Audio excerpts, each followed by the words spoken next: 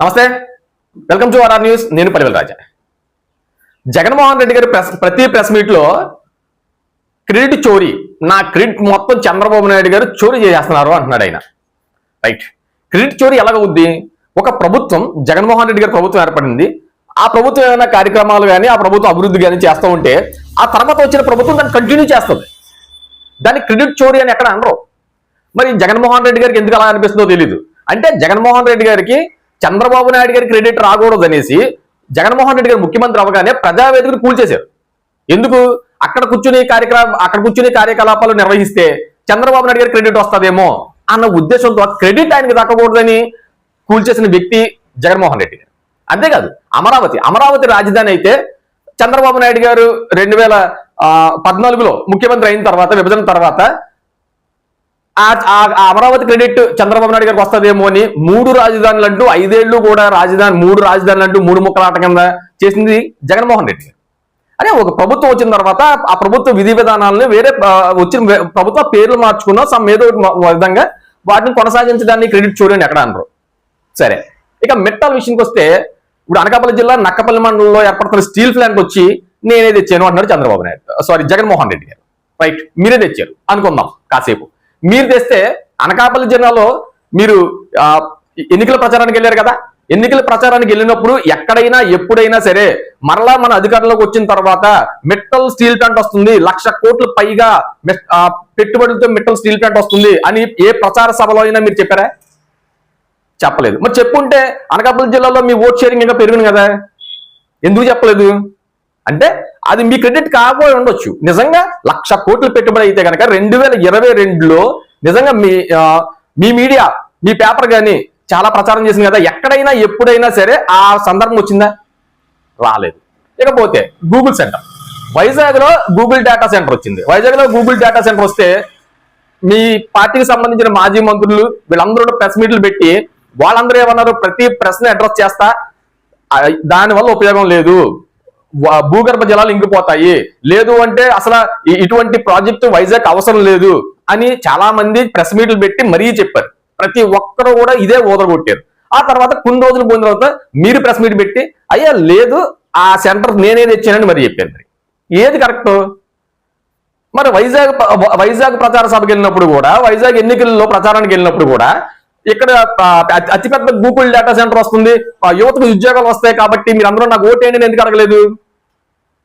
ఎక్కడికి వెళ్ళినా సరే నేను బటన్ నొక్కాను, మళ్ళీ వచ్చి బటన్ నొక్కుతాను అన్నదే మీరు చెప్పారు తప్ప, మరి ఈ విధంగా అభివృద్ధి చేశాను, మళ్ళీ వచ్చిన తర్వాత కంటిన్యూ చేస్తాను, శంకుస్థాపన జరుగుతుంది, ఇవన్నీ మరి మీరు ఎందుకని చెప్పలేదు?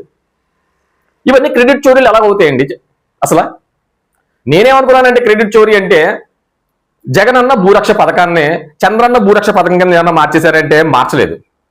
అరే ఎవరిదో భూమి, కష్టపడి సంపాదించుకున్న భూమి, ఆ భూమికి జగనన్న భూరక్ష పథకం ఏంటండి? సరే, ఇంకేంటంటే పోనీ ఈ స్కూల్లో ఏమైనా మధ్యాహ్న పథకం పేర్లు గట్ట ఏమైనా మార్చేశారని చూస్తే అక్కడ లేదు జగనన్న గోరుముద్ద. ఆ జగనన్న గోరుముద్ద పేరు కూడా మార్చలేదే, చంద్రన్న గోరుముద్దని అక్కడ పెట్టలేదే. సరే, అది కూడా పక్కన పెడితే సర్వే రాళ్లపై జగన్ గారి ఫోటో, పోనీ ఆ ఫోటో తీసేసి ఏమైనా చంద్రబాబు నాయుడు గారి ఫోటో కానీ, పవన్ కళ్యాణ్ గారి ఫోటో కానీ, లోకేష్ గారి ఫోటో కానీ పెట్టారంటే అది లేదు. పోనీ అవన్నీ చేస్తే క్రెడిట్ చోరీ జరుగునేమో అనుకుందాం. పిల్లలకు ఉన్నటువంటి బ్యాగుల పైన, పిల్లలకు ఉన్నటువంటి బెల్ట్ల పైన జగనన్న విద్యా దీవెన అని రాశారు కదా, అదేమన్నా చంద్రన్న విద్యా దీవెన, పవనన్న విద్యా దీవెన అని మార్చేశారని చూస్తే అది మార్చలేదే. ఇప్పుడు అలా మార్చేస్తే నా పేరు తీసేసి వాళ్ళ పేరు పెట్టేసుకున్నారు, క్రెడిట్ చోరీ అనొచ్చు. ఒక ప్రభుత్వం చేసేదాన్ని మరో ప్రభుత్వం కొనసాగించాలి. మీకు కొనసాగించే ఉద్దేశం లేదు కదా. గతంలో కొనసాగించే ఉద్దేశం ఉంటే చంద్రబాబు నాయుడు గారికి ఎక్కడ పేరు వస్తుందో అని ఆ ప్రజావేదికను కూల్చుండేవారు కాదు కదా. చంద్రబాబు నాయుడు గారు ఎక్కడ పేరు వస్తుందో అని అమరావతి విషయంలో ఈ 3 ముక్కల ఆట ఆడేవారు కాదు కదా.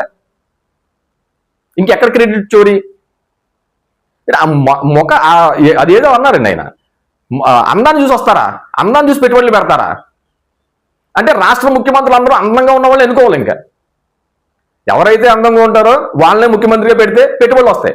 అంటే ఎంత అందంగా ఉంటే అన్ని ఎక్కువ పెట్టుబడులు వస్తాయా?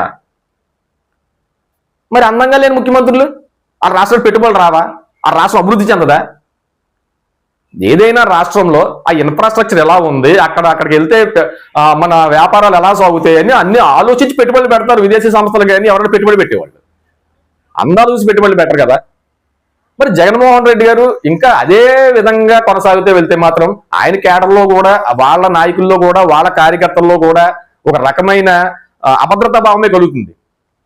అది కాకుండా నేనేం చెప్తాను, నేనేం చేస్తానో అది చెప్పడం మానేసి కార్యకర్తలకు అంతసేపు చంద్రబాబు నాయుడు గారిని విమర్శించాలి, ప్రభుత్వాన్ని విమర్శించాలి, ప్రభుత్వం చేసే పనులు విమర్శించాలి, అంతేగాని వ్యక్తిగతంగా విమర్శించడం అనేది చాలా తప్పది. మరి క్రెడిట్ చోరీ ఎలా అవుతుంది అసలు?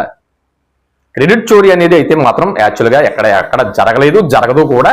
ఎట్టి పరిస్థితుల్లో కూడా ఒక ప్రభుత్వం చేసే పనులు రెండో ప్రభుత్వం ఖచ్చితంగా కొనసాగించాలి. మరి అలా అయితే మరి పోలవరం ఎప్పటి నుంచో జరుగుతుంది, మరి పోలవరం క్రెడిట్ చోరీ అంటే ఎలా కుదురుతుంది? చాలా మంది ముఖ్యమంత్రులు మారారు, ప్రతి ముఖ్యమంత్రి నా క్రెడిట్ అంటే కుదరదు కదా.